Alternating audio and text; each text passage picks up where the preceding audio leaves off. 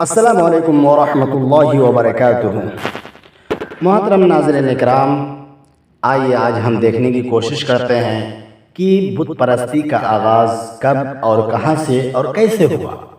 دنیا میں سب سے پہلے بت پرستی کہاں سے شروع ہوئی اور کن لوگوں نے اس کا آغاز کیا تھا۔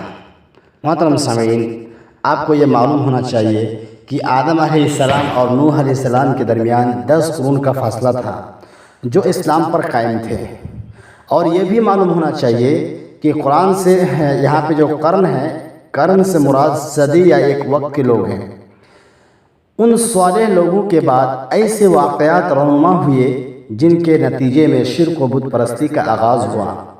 بت پرستی کا سبب اس روایت سے بخوبی معلوم ہو جاتا ہے جسے امام بخاری رحمۃ اللہ علیہ نے اس آیت کی تفسیر میں نقل کی فرمایا ہے۔ ارشاد باری تعالیٰ ہے کہ وَقَالُوا لَا تَذَرُنَّ آلِهَتَكُمْ وَلَا تَذَرُنَّ وَدًّا وَلَا سُوَاعًا وَلَا يَغُوثَ وَيَعُوقَ وَنَسْرًا، اور انہوں نے کہا کہ اپنے معبودوں کو ہرگز مت چھوڑنا، اور نہ ہی ود اور سوا اور یغوث اور یعوق اور نصر کو چھوڑنا۔ حضرت ابن عباس رضی اللہ عنہ بیان کرتے ہیں کہ یہ نوح علیہ السلام کی قوم کے نیک لوگوں کے نام ہیں۔ جب وہ فوت ہوئے تو شیطان ان کے قوم کے لوگوں کے دلوں میں یہ بات ڈالی کہ جہاں وہ بیٹھا کرتے تھے وہاں بت بنا کر رکھ دو، اور ان بتوں کے وہی نام رکھ دو جو ان نیک لوگوں کے تھے۔ چنانچہ انہوں نے ایسا ہی کیا۔ اس وقت بتوں کی پوجا شروع نہیں ہوئی تھی، لیکن جب وہ لوگ فوت ہو گئے اور علم ختم ہو گیا تب ان کی پوجا شروع ہوئی۔ حضرت ابن عباس رضی اللہ عنہ بیان فرماتے ہیں کہ قوم نوح کے یہی بت بعد میں عرب میں پوجے گئے۔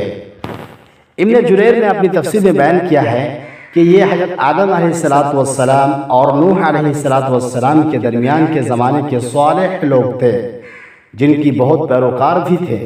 جب وہ فوت ہوئے تو ان کے پیروکاروں نے کہا اگر ہم ان کی تصاویر بنا کر اپنے پاس رکھ لیں تو انہیں یاد رکھ کر ہمارا بھی عبادت کا شوق بڑھ جائے گا۔ چنانچہ انہوں نے ان کی تصاویر بنا لی۔ جب وہ لوگ فوت ہوئے تو بعد والوں کے پاس ابلیس آیا اور اس نے کہا تمہارے پہلے لوگ ان بزرگوں کی عبادت کیا کرتے تھے اور انہی کی وجہ سے تم پر بارش برسائی جاتی تھی، تو ان لوگوں نے ان تصاویر کی پوجا شروع کر دی۔ حضرت عروہ بن زبیر رضی اللہ عنہ سے مروی ہے، وہ یغوث، یعوق، سوا اور نصر آدم علیہ السلام کے بیٹے تھے۔ ان میں سب سے بڑا اور زیادہ نیک تھا، یعنی جو دو شخص تھے، دو سب سے بڑا اور سب سے زیادہ نیک تھا۔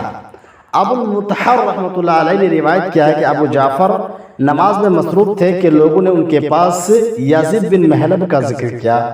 نماز سے فارغ ہو کر انہوں نے کہا کہ یزید بن محلب اس جگہ قتل ہوئے تھے جہاں سب سے پہلے غیر اللہ کی پوجا ہوئی تھی۔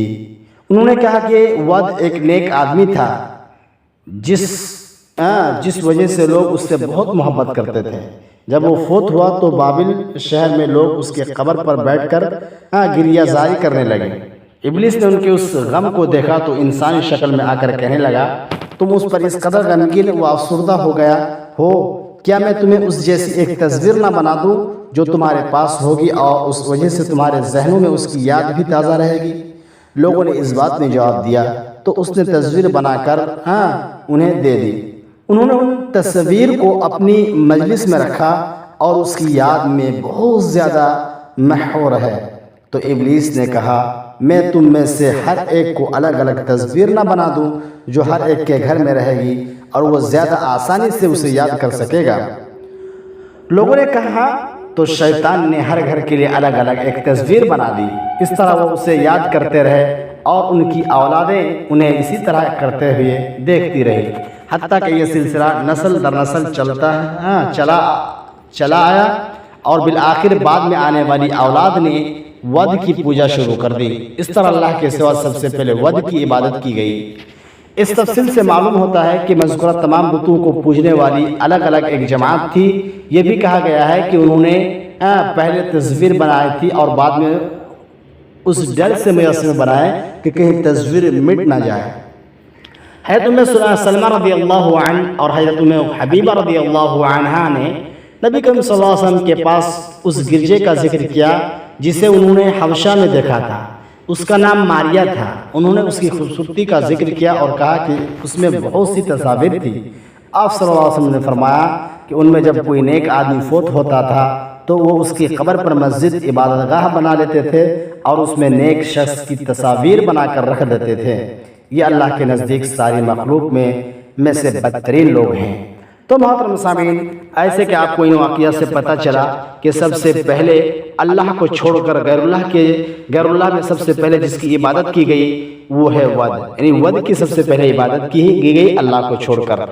اس کے بعد جو ہے دوسرے لوگوں کی عبادت شروع کی، اور جو بتوں کی جو عبادت کرنے کا سلسلہ شروع ہوا وہ قوم نوح کے بعد شروع ہوا۔ جب قوم نوح کے جو نیک لوگ تھے تو وہ لوگ کی جب وفات ہو گئی تو اس کے بعد شیطان ان کے پاس آئے اور انہیں مختلف ہیلے اور بہانا میں پھنسا کر مختلف میٹھے میٹھے باتوں کو بول کر جو ہے اپنے چال میں پھنسا لیا اور ان کو بت پرستی میں لگا دیا، اور اس طریقے سے یہ بت پرستی کا آغاز ہو گیا اور چلتا آ رہا ہے اور پتہ نہیں کب تک چلتا رہے۔